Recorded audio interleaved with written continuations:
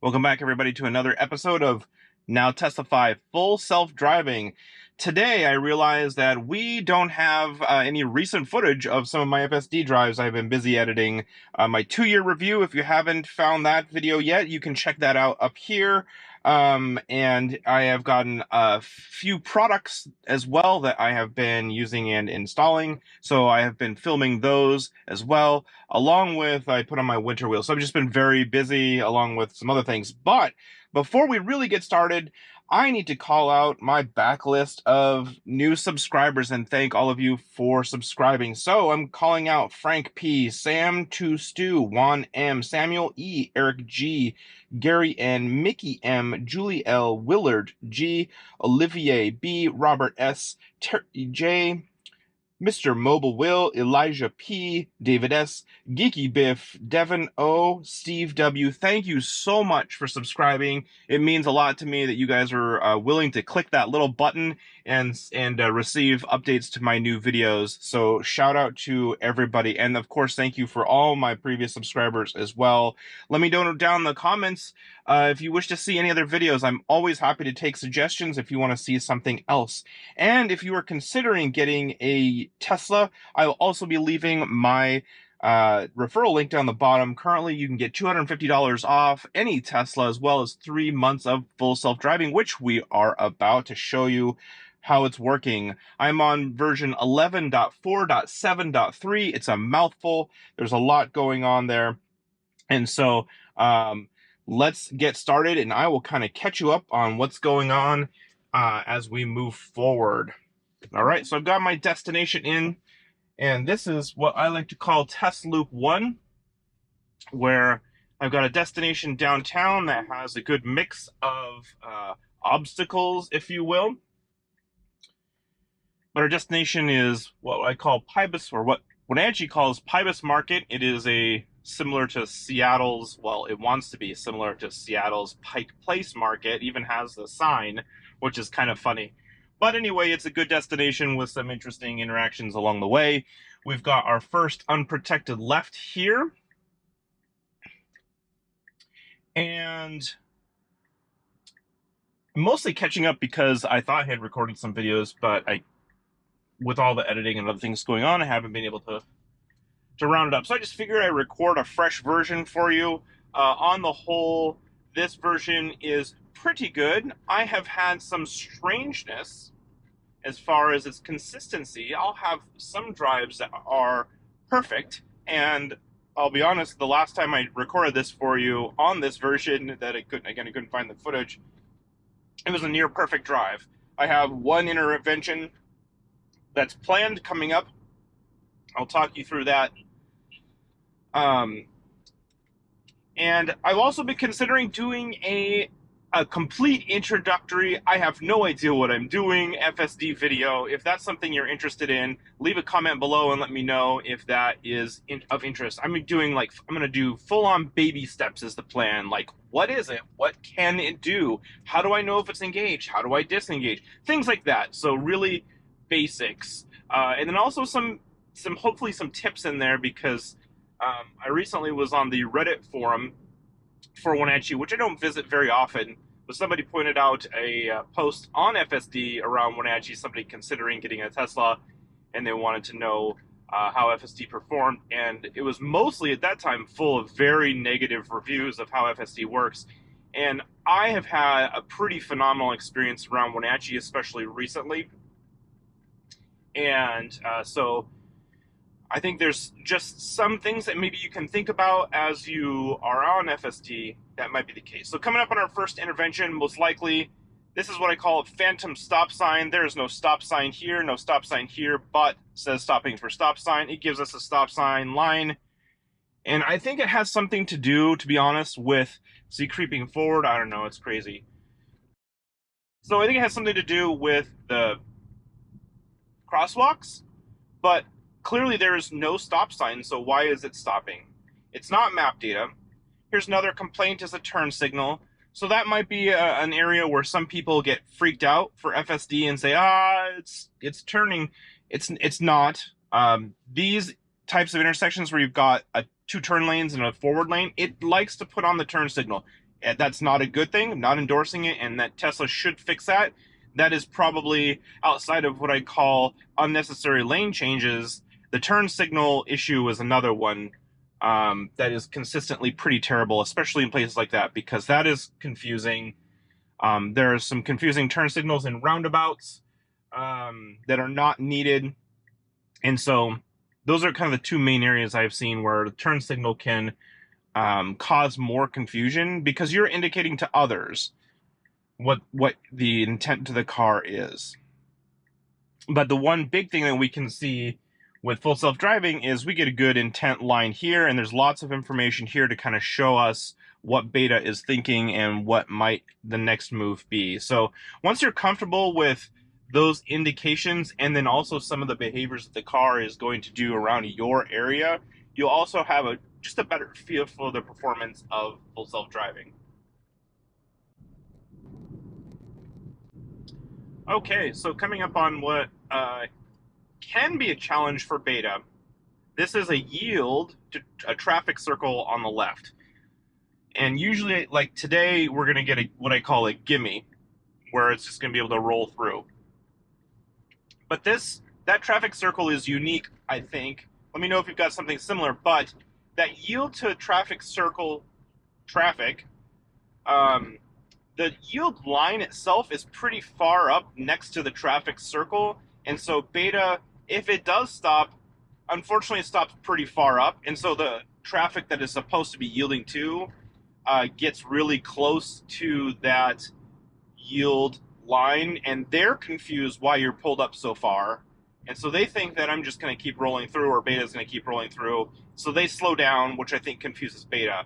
But as I've said in other videos, that's actually a really perfect scenario if Beta works perfectly, where it can behave and has a better vantage than human drivers because of those cameras facing behind us. And that is a real, you have to crank your neck back, or you sit and watch the traffic circle traffic before you enter it to be able to decide whether or not you're going to roll through or you're going to need to stop and yield. And I think most people I see around here is they stop further back than that yield line and watch the traffic, because otherwise you have to crank your neck backwards in order to see that traffic coming through the traffic circle. So there is a quick overview. So far, so good. One intervention with that predictable phantom stop sign. That has been an issue that has plagued this car on and off for many versions. And I thought the last version, 11.4.7.2, rolled through it multiple times. And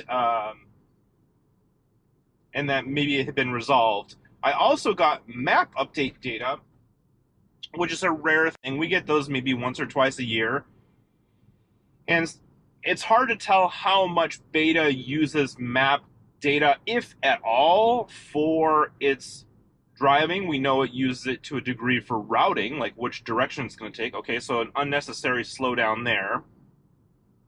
I don't know why these one-ways that are 3 lanes in a single direction, it gets very timid around these parked cars and consistently will kind of put on the brakes. You can watch here or over here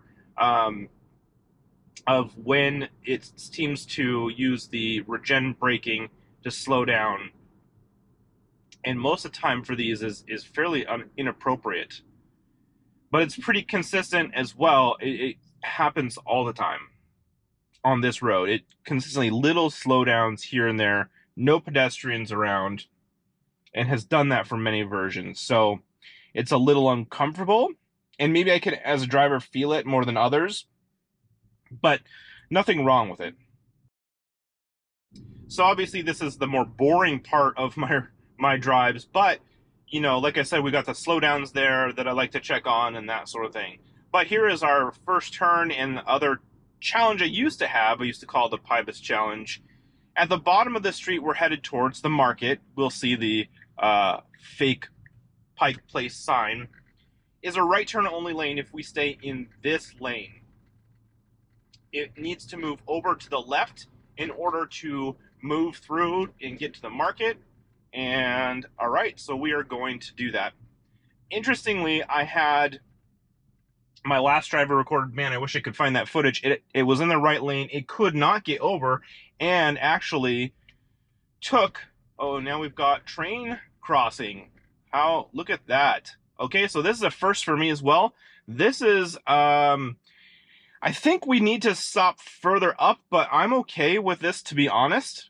And we may actually end up turning around manually, but this is great. This is the first time I've ever come down here and we have a train crossing. It's obeying the stop signs. Again, I think we might be wanting to be up further to allow more traffic to come through. So that line up there is probably where I would stop. But again, first time for me, we got here just before those lights turned red and Beta stopped appropriately. And yeah, so there you go. You can see that Beta adheres to railroad crossing and the barriers and that sort of thing. And it's funny, it's just showing it as semis. I think we've seen in Chuck's videos, he's always looking to see if the train turns into a train at any point, but we don't have any assets for that, so it's just multiple semis. And it's just going to stop. So with that, I am actually going to go ahead and take over. And we're going to go ahead and just turn around. Because who wants to wait for traffic? I'm going to put in our new destination. So that was fun.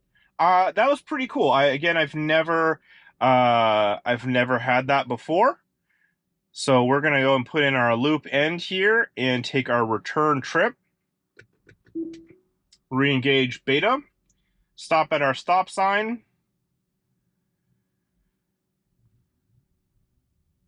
And, ooh, interesting, it's going to take the avenue instead of taking a left. I feel like that's a bit cheating because I like the left turn we have built in there, but this will be fine too. So this is a slight deviation from our normal route, but hey, we got a train, and you know what? Deviations are part of everyday driving, and while the test loop is great to be able to consistently test A, B, and C, and see how it does in each scenario from version to version, I can tell you that by and large, Beta has performed the rest of what would normally be my test loop pretty flawlessly. So nothing too challenging there. But again, that's pretty cool to be able to see how Beta does with a train. That's, you know, not something that's easy to time or test. So we got that on camera for you. Pretty cool.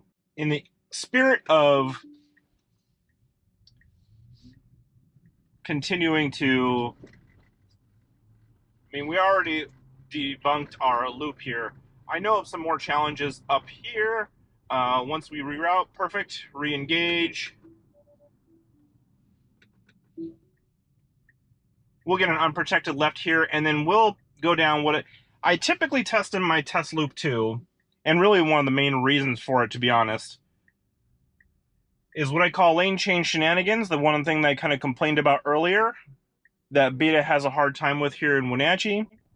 And so being on this and headed back, we will have the opportunity to see lane change shenanigans should it occur. So we'll get another blinker probably up here. That's been a consistent thing. And again, blinkers being one of the main culprits of FSD lately. Yep, so we got a blinker, but then it does sometimes like to move into this right lane as well here. Yep, so that's another complaint for me, is it tends to like when it does do lane shifting and into a much slower lane. That's another thing. I like that it's anticipating the lane it needs to be in. This is the correct lane we need to be in, but it was much slower lane, and we got plenty of time, and if we see lane change shenanigans, it's going to move anyway. So we saw the blinker, and then it finally put a blinker on and then committed to moving over and showed us the intent to moving into this lane on a curve. Again, not ideal. And then here's where we might get some lane change shenanigans, all right? So we are in the correct lane here. So we didn't need a blinker for that either because it just moved into this lane. And we should be able to stay in this lane for this left turn, but it always wants to do this. So for some reason, again, there's no reason we needed to do that, This lane also turns left onto the bridge. So that's lane change shenanigans, getting some slight uncomfortability here with that turn. I don't know if it saw the debris in the road. Debris was an issue, but look, it's already wanting to move over into this right lane. So there is a great example of lane change shenanigans, but we are not done with the shenanigans yet. And again, moving in behind a slow vehicle. Just so that, but the thing is here, I have not done any interventions. There is no disengagements. It's all acceptable behavior. It's all safe behavior. It's just lane. It's path planning. Route planning is not. It's not great. And yeah, so, and again, we're going to make a lane change here. Unnecessary, but not unsafe and not off route. Into the curve. And look, we're already shifting over to the left lane again. So how many lane changes? I'm going to have to go back and post, because I'm trying to pay attention now, and count how many times it shifted lanes when, if before it even got on the bridge, it could have been in one lane the entire time. That would have been the safest, most comfortable thing. So that's what that all comes down to, really, with beta right now, is that it does things that are uncomfortable. It does things that are socially awkward for other traffic, right? Turn signals and such. Changing lanes is, I would say, socially awkward for others. None of it illegal, none of it unsafe, none of it off route. So it's kind of hard to complain too much, because if you truly were a passenger, waiting to see if this guy commits. Okay, so that was a little bit awkward as well. He turned into the correct lane, but then Beta decided to also go. He stopped, and so again, another awkward social interaction. Social, traffic, social, right? He eventually, you can't see it, but he did need to make a right in that last intersection. So he was appropriately making into the leftmost lane, but he needed to get over. It looked like Beta was going to wait to see if he was going to move into that right-hand lane before we took our turn and started to make the turn like that, and then it decided to go anyway. So the whole thing was, again, it was socially awkward. Not unsafe, not unacceptable. Probably a lot of people would have just put on the brakes, disengaged, etc. And luckily, I was paying attention to the driver as well, and he saw us. I saw that he saw us move. So again, a lot of beta does have to do with kind of trust, and it's difficult. That's a challenging thing, but I've been doing this now for 2 years, and I kind of get, I can feel what beta is going to do. Not, again, that you should feel that's necessarily a good thing. I have that experience, so I'm a little bit more comfortable with letting it play out. And that took me a long time to get up to, if we're being honest. Especially when I first started, that was some of it was pretty scary experiences. So I could easily see how folks who are trying beta for the first time or the first few times can get easily frustrated or think it's terrible. But as we saw with this drive, which is, we're just about done here, nothing unsafe, and that was basically as perfect drive as it's gonna get. I could have been fully hands-off the entire time, aside from the nags. A bit slow in some areas, again, socially awkward. We had lane change shenanigans, and we had the one intervention where I pressed the accelerator to move through the phantom stop sign. But other than that, we completed the drive. We did some manual rerouting, but we're not counting that as disengagements, right? And had we waited for that train forever, we would have most likely gone through and been able to complete our route as well. I'm not going to turn here. We've got construction on this street. I'm going to disengage. I'm going to park up here real quick and finish up. But overall, You know, perfect interactions. And we'll end the route, actually. I'll just let it keep driving. So overall, socially awkward traffic interactions, perhaps, but again, nothing unsafe. We made it through the entire loop without any intervention, well, with one intervention from me, but no disengagements. I did not have to take over because it was doing something wrong or unsafe the entire drive. So there is modified test loop 1. Essentially, it's in the same spirit of, we did the Pybus challenge appropriately this time. We had a couple of, again, slowdowns and things, again, that were awkward, but on the whole, you know, Beta really did perfectly. Now, is that the case for all my drives around town? No, that's not necessarily the case. But I've been testing that test loop 1 now for 2 years, and consistently now since, especially version 11.4, that has been a near flawless drive every time. Intervention here and there, depending on, you know, some other things, and very low traffic this morning. So we didn't have a lot of interaction there with too many other drivers on the road. So probably easiest scenario, to be honest, for that test loop. But anyway, I wanted to get a drive in the books for you because it had been so long. And of course, I want to show you how Beta is doing on this most recent version. I think that is going to do it for me today for 11.4.7.3. Again, thank you all so much for watching, especially if you've made it this far in the video. You guys are the real heroes here. That's one of the things that helps my channel grow the most. You guys watching all the way to the end. I truly appreciate it. And yeah, give me a thumbs up, and of course, if you haven't already, hit that subscribe button. And again, I'm more than happy to answer questions, comments, etc., and take requests even. So that will do it for this video. Signing off from Wenatchee, Washington. Now testify.